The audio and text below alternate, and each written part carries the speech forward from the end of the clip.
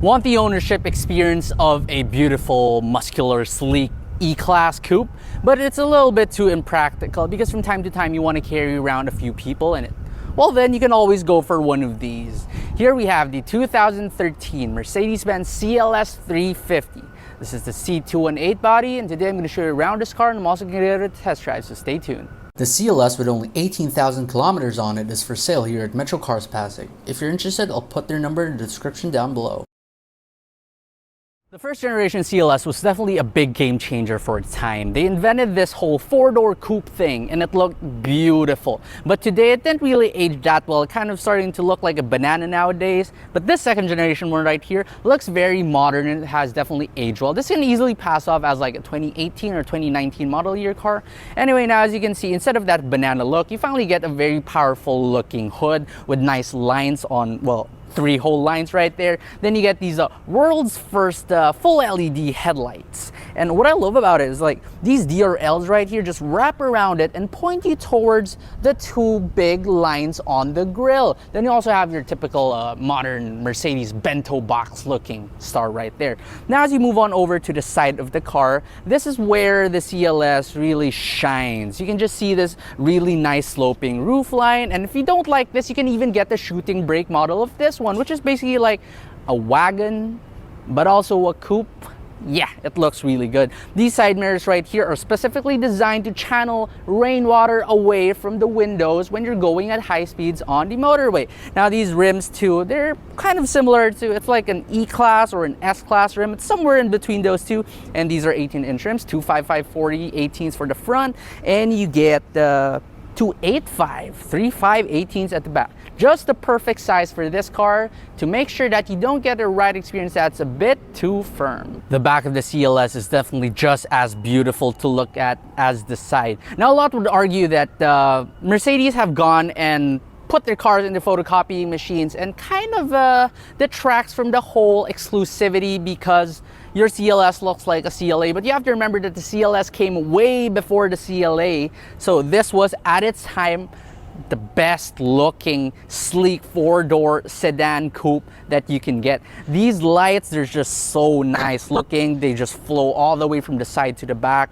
Then you also get the 2 really nice real exhaust pipes, which is rare nowadays. And as you open this trunk up, you reveal a trunk that is actually pretty big. Now I know it's a coupe, right? But the trunk is almost as big as its sedan counterpart, the W212 E-Class. And what's cool about it is that you can also pull this and then you press it all the way down so that your items, your grocery items, your fruits, they won't lug around and move around. Now if you want to close this one up, you just press this button right here and it's spring activated. It just goes up like that, and you can finally just stow this back in like that. Now to close the trunk, this is where it gets a bit weird because Mercedes decided, for the sake of prestige and luxury, to give you this button right here, which, why would you need that?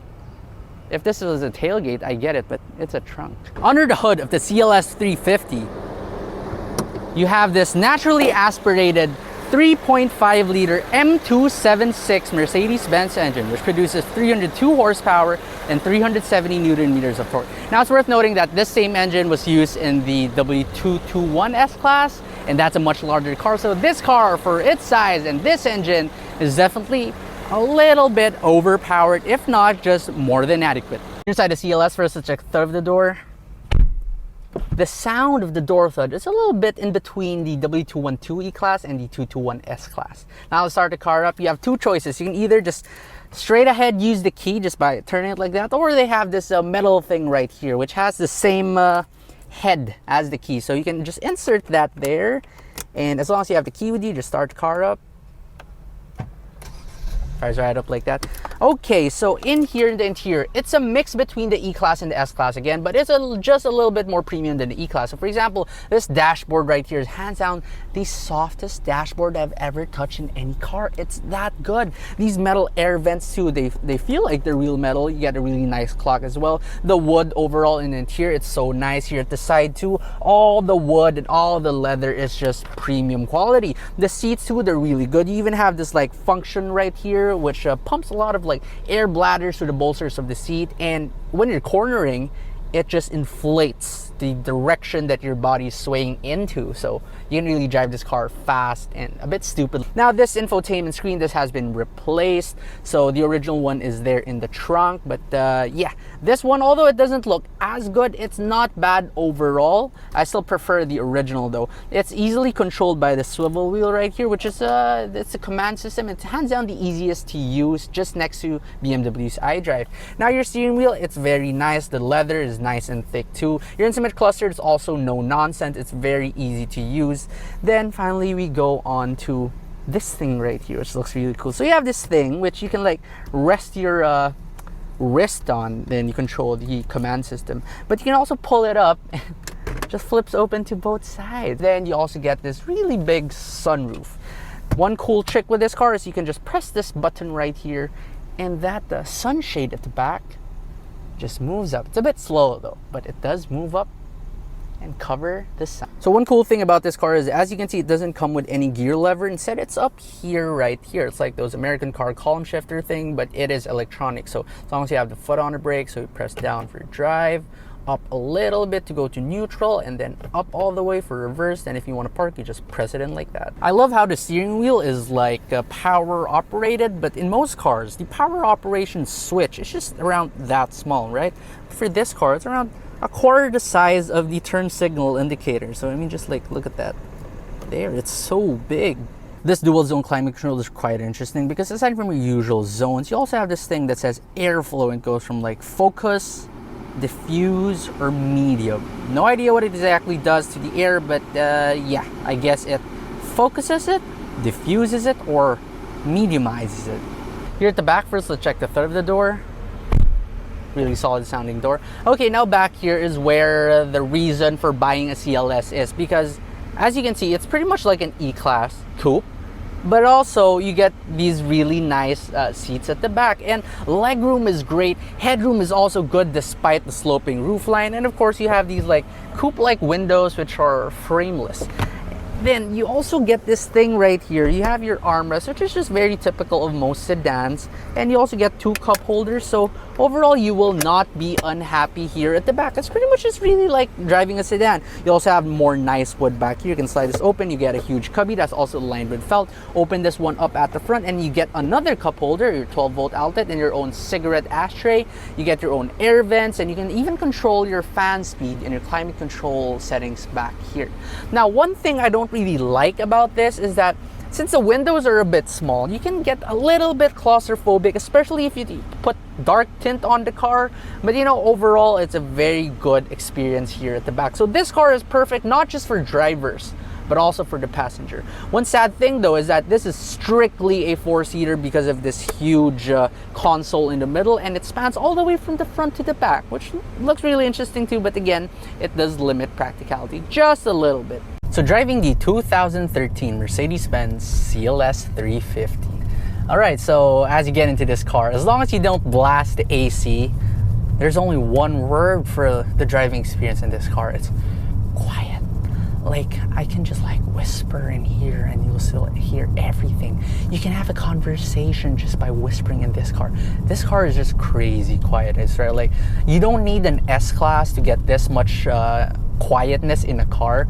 Now I've driven the 212 before, and I've even rode in one for an extended period of time, and it wasn't as quiet as this, which is shocking because I thought this car being based off of that would deliver the same type of quietness, but this car is just something else. It's really closer to an S-Class. Now, as you drive this too, you'll feel very safe and secure. It feels like a very well-built car. Everything in the interior is just so good, and like the noise insulation again is really good. And the way I check that is I just press the horn.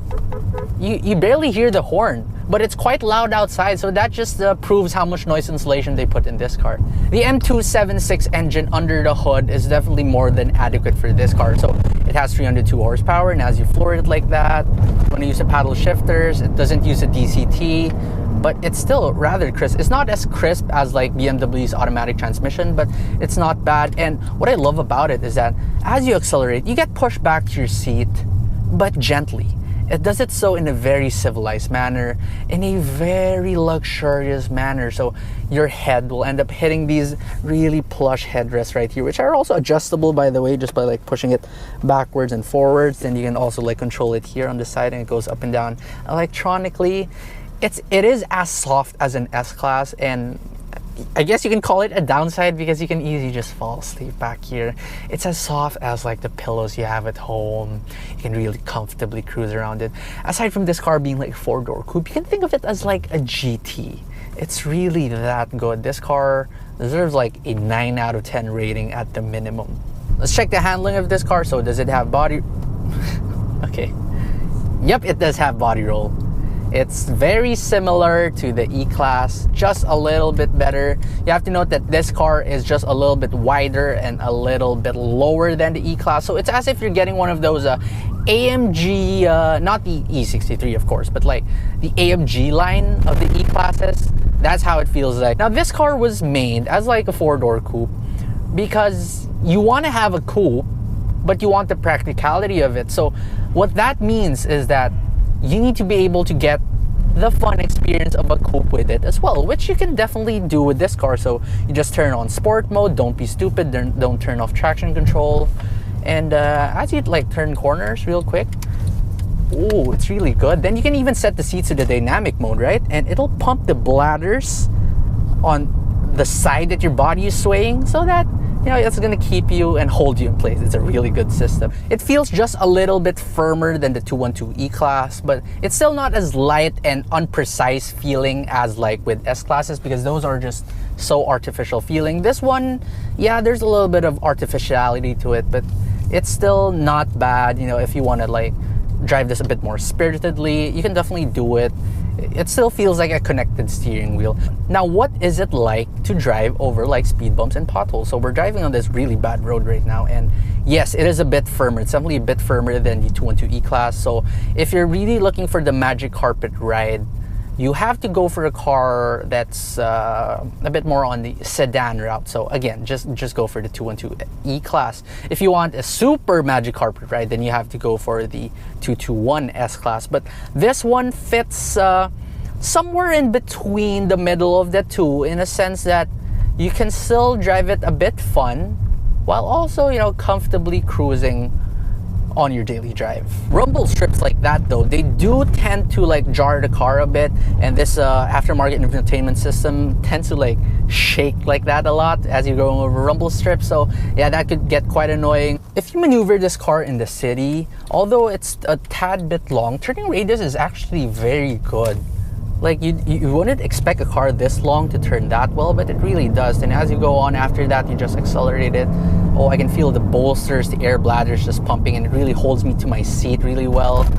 You just won't feel seasick in this car, or car sick, I mean, despite it having all that body roll. It's really good. These seats are definitely made and tailored very well for this car and the way it acts. 0 to 100 in like 6 point something seconds. Okay, that's 100 right there. It's really quick. You really wouldn't expect a car this big to handle and accelerate that fast, but it really does. This car just ticks all the boxes that you're ever gonna need. If you like this video, please don't forget to smash the like button for the YouTube algorithm. And also don't forget to subscribe to my channel to see more car reviews.